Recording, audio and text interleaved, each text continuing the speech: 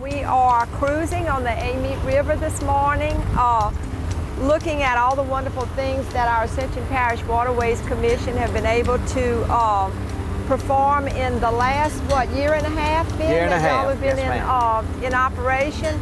I'm visiting here with Ben Babin, who is the chairman of the Ascension Parish Waterways Commission, and we have D.L. Carpenter, who is our pilot over here. We're going to speak to Ben this morning about all of the things that the Ascension Parish Waterways Commission has been able to do to try to clean up the shores along this river. And it's an interesting story because part of the river, one side of the river is Ascension Parish, and the other side is Livingston. In some places it's all Livingston, in other places it's Ascension Parish. So it's a real interesting topic for us to discuss this morning.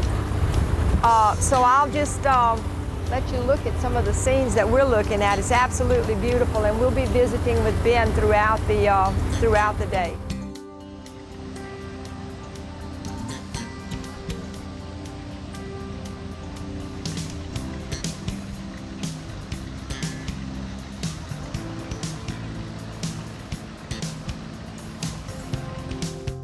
We at the Waterways Commission have been working with the Parish Council. We do everything, we're subservient to the Parish Council. We do everything that we can to assist them in providing safe boating for all the people out here.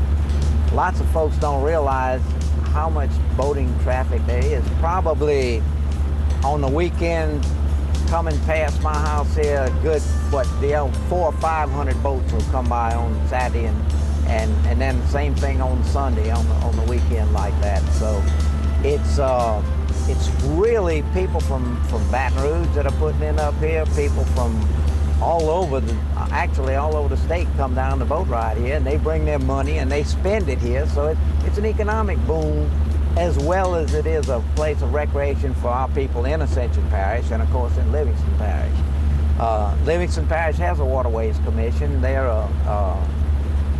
And they're working to do the same thing. Now the Ascension Parish Waterways Commission has 7 commissioners on it. I'm the chairman, Ben Babin. Dalton Carpenter is a member. John Tompley is a member. Ronnie Bro is a member, and Sammy Babin is a member. We have 2 alternate members in there. That's Alvin Ruiz and David Piku. So that we have 7 people that actually have a voice in the operation of the Waterways Commission. We really go into action if we have a high water event, a rain event, that we realize that we may have an unsafe situation on the river because of high water. We work very closely with the Office of Emergency Preparedness and to try and keep them updated and informed on what we need to do to keep the river safe. We have other occasions where we have to possibly close the river down. That's, say, in the case of a gasoline spill. We had one of those a couple of years ago down at Hilltop. In the case of an accident on the river, something like that could happen that would cause us to need to close the river down, even though it'd be on a temporary basis. The parish president is the only person that's authorized, except in an emergency, to close the river to recreational boat traffic. Now, in a dire emergency, of course, the state police can, the sheriff's office can, if there's an immediate emergency, but generally everybody goes right directly through OEP before they even consider closing the river down. Ben, do you, in your capacity as chairman of that commission and the commission itself, do you pretty much have authority to do what needs to be done as far as navigating the river or boat traffic, that kind of thing? Can you? No, we don't. Everything that we do has to go through the parish council. Okay. And like, for instance, when we recently we decided we needed to add 3 idle zones.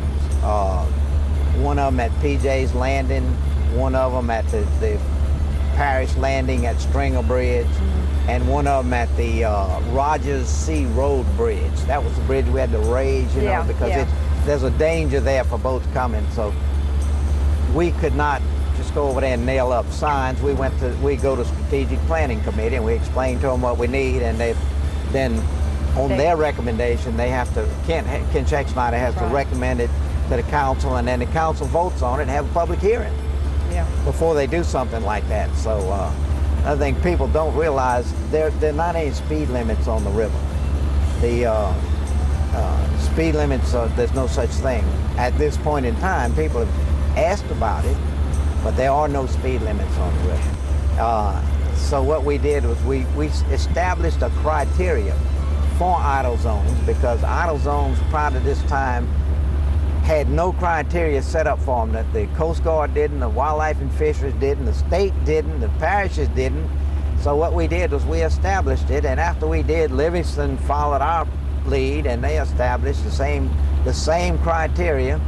The Wildlife and Fisheries folks liked it so much that they came along and recommended it to the state, and the state then adopted it. So our criteria for establishing an idle zone has been accepted by everybody as the general norm for an idle zone. And what it basically says is that there should be an idle zone from a place of business 300 feet on either side of the end of their dock. That gives 300 feet for the wave to stop, to keep from beating up boats and that sort of thing, or endangering people trying to get in and out of their boats. The other is 300 feet on either side of a public accessible boat landing. That, when you say public accessible, it means you can't have one if it's just my private landing at my house. I'm not authorized to have one. It has to be public accessible. That's the second. The third criteria is 300 feet on either side of a bridge. Then it's 300 feet on either side of a major intersecting waterway, and it's 300 feet on either side of a place that has a history of boating accidents. And last night at our meeting, we were talking about that, about the fact that we would like to, if possible, keep a running record of all the accidents that happen on the river. You know, whether they're somebody's fault or not, or just an accident, to find out if there's any specific place where accidents are really bad, that we might need to slow boats down there at that particular case. And we can do it with an idle zone. I wouldn't be surprised that at some point in time, speed limits will be set like on the diversion canal. Who has jurisdiction here for accidents and that type of thing? Is that the sheriff's office? Sheriff's office in Ascension on that side and Livingston on this side. Wow. Seeing it? You see, that's kind of sticky wicket sometimes, but the two sheriff's offices work together real well. Right. You get further down, you have St. James and St. Charles involved, St. John rather involved, way down at the end of the Blind River, and then down at the end of the Amen River, it goes in, you know, gets out of Ascension Parish altogether. A lot of people don't understand that. They think that out on the diversion canal, the whole thing, one side's Livingston, one side's Ascension. It's not. For instance, at the hilltop end, both sides of the river are in Livingston Parish. But when you go a little further down, then the Ascension Parish side is in Ascension Parish and Livingston is in Livingston. So it's really confusing. Yeah, and you have to really look at it now. Our GIS people, they have a wonderful set of maps that you can look at it go on your computer and look up the maps, and they show you exactly where the boundary lines are, everything. They can show you where all the navigable waterways are and how far up you can go. It's really an asset to anybody that's interested in it or that lives on the river. See, the problem doesn't come with the people that live on the river. The problem primarily comes from, you know, when you talk about accidents or something that involves boating safety, the problem generally comes from people that are inexperienced boaters. You know, anybody can buy a big, expensive, high-powered boat and come boat riding. They don't have to have any qualifications to drive the boat. Now, kids now are having to go to a boating class before, but that's born after 1980, 81, something like that, then they have to take a boating class. You have to be at least 16 years old to drive a jet ski by yourself. A personal watercraft, they call it. They violate that all over the place. Yeah, they really do. But very difficult to enforce that sort of thing. Yeah. But when somebody gets in trouble or they start acting up, then the Wildlife and Fisheries or the Sheriff's Office or the Coast Guard, anybody saying, will stop them and they'll write them up, give them a ticket. They'll make them get out, they'll tow it in, you know. See how good you can see our idle zone sign? Yeah. And you know, you look at that sign, it doesn't look very big. That thing is 3 foot wide by 4 foot deep. Yeah, it doesn't look that big. Well, I know. We had, the first ones we had gotten were too small. And so we're saving the small ones for small canals, and we replaced all of them with these large signs. And this is the official, this is 300 feet exactly by GPS from the end of Fred's dock. Now, in this particular case, you see you've got several situations here that allow for idle zone signs. You have a dock, Right. you have a boat launch, and a bridge. And a bridge. So you've got all kinds And of then reasons another to have business that. on the Yeah. other side, and even though it's not open, we still left that sign 300 feet from the edge of Smuggler's Dock over there, Right. because in anticipation of somebody opening it. You know, somebody will open it before too long, I'm sure. You know, when the water really comes up high, lots of debris gathers on the bridge. And then the state comes out with their trucks and a crane, and they pick most of it up and haul it off as much as they can, because it forms a dam on this side, causes the water to back up this way and not go through the bridge as fast as it would ordinarily. So having said that, then looking at it from an aesthetics point of view, there were signs on there we took 70 signs off the bridge that were nailed and tacked and fallen off and faded and gone and that sort of thing. So we removed all of that so it wouldn't take away from the idle zone signs. And we have some new idle signs that we're going to, so you can see one of them over there. That's one of the small ones. And then we're going to put one more on this side, and we have one on the other, have them on the other side as well. That gauge on the side over there that you're looking at, that tells you if you're coming with a tall boat. If the water's up to that 8, that means you only got 8 feet above your top of your boat, you know, clearance between the water and the bottom of the bridge. Yeah. So that somebody doesn't come through here and hit the doggone bridge and tear up their boat. It's so you can see some of the debris, how it gets in there. And it's really clean right now because we cleaned it out as well as we could. Can you keep signs off of it now?